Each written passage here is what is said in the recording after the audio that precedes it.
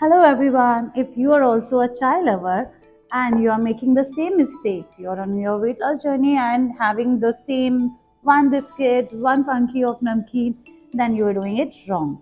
So today I'm going to tell you 5 easy snacks that you can have with your chai, which will help you on your weight loss also. So number one is roasted makhana, loaded with calcium, phosphorus, helps in reducing weight. Number two is kala chana, loaded with high protein and fiber. आप इसकी चाट भी बना सकते हैं. Add all the veggies and enjoy it. Number three is khakra. This is crispy, crunchy, spices and very tasty, less in calories. Number four is hummus.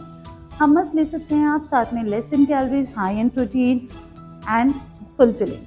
And number five is you can make a beetroot chips. Instead of packet wale chips, make this beetroot chips and you're good to go.